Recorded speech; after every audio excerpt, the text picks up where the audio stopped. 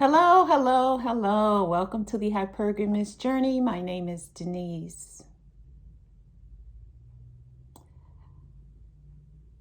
Giving a man lots of chances. So you've been in a long-term relationship, I don't know, 12 months, a year, 2, 3, 4, 5, 10, 15, 20 years. It doesn't matter how long it's been. But, your man keeps screwing up. Like, I don't know. I guess the worst case scenario for most women is cheating. But let's just say it's not cheating, that it's coming home late. You've discussed, you've negotiated, what is a good time from him to come in, from hanging out with his buddies.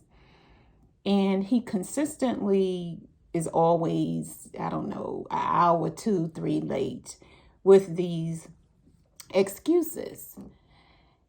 And it's not even about the excuses. It's about the commitment that he made to come in at a certain time. You come in at the agreed upon time, but he just doesn't want to do that. Or you've asked him to do the chores, help with the kids, and he consistently doesn't. What do? Now, I'm no dating coach or, I've never been married. I don't have any children. I can't really give you any feedback on that scenario. And probably Shira71 would be better. And she does a sugar daddy channel. So, but for me to refer her to you on that scenario is good because she's like, stop sleeping with him. And she gives all of her other things that she does advice regarding that. But it's like he keeps doing the same thing over and over again. You've expressed your feelings about it. You've talked to him till you're blue in the face, and you're brown like me or darker, and you're blue in the face from talking. It's like, okay, this man just doesn't want to do right. And so you have to examine it in the context of the whole relationship. Do you have a good man, basically? Is he good in this one particular area? Are you feeling like you're over the top or you're exaggerating? Or is this one of your non-negotiables? And then if it's a non-negotiable, then you have to decide, what am I going to do about it? Is this non-negotiable worth letting him go if you're married? It's breaking up with him if you're boyfriend and girlfriend. Is it pulling back? Is it... it depends on, how bonded you are to this man. Are you legally bonded and emotionally bonded, legal and emotionally bonded, or are you just bonded, but you're not legally bonded? And so each woman has to decide this for herself. And I'm not here to say, do this, do that, do this, and make it black and white. But it's just to... shed light on the complexities and the nuances of relationships. Granted, I haven't been married, but I've been dating since I was 16. And so you do wonder, at what point do you just call it quits? And so one of my main guidelines is, does he cherish your feelings on a consistent basis? It's just one guideline. Every woman has to decide it for herself, but it's just one guideline. It's like, does he consistently cherish my feelings? Is he leading the family in a positive, growth-oriented direction? Do I respect him?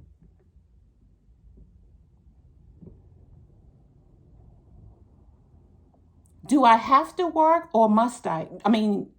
Do I have to work for the family to continue in this lifestyle, or can I do something that I'm more passionate about that brings an income?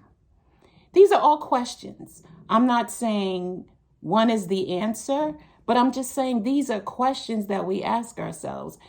The lifestyle I have with him, is it what I want? Is it worth breaking up the family or leaving him because of it?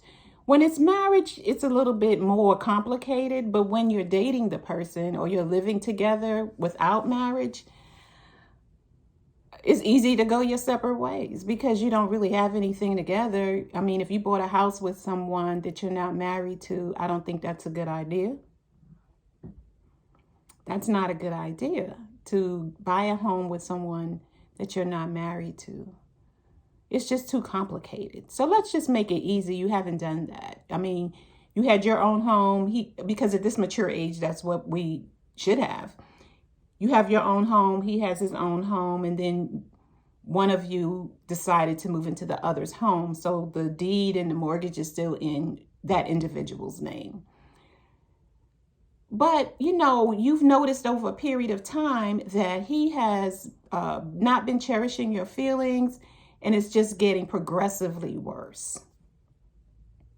It might be time to move on, ladies. And I know we hate to because we've invested 5 years, 10 years, 3 years, or 1 year. 1 year is like this. It's, blink your eyes and 1 year is over.